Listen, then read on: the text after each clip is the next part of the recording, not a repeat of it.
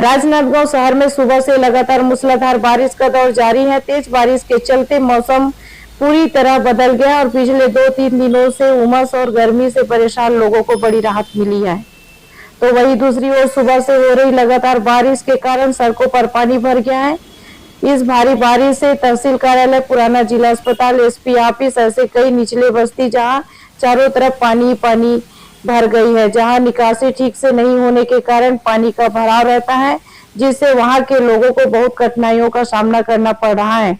सबसे ज्यादा तकलीफ जिला अस्पताल में होती है, जहां लोग इलाज के लिए पहुंचते हैं।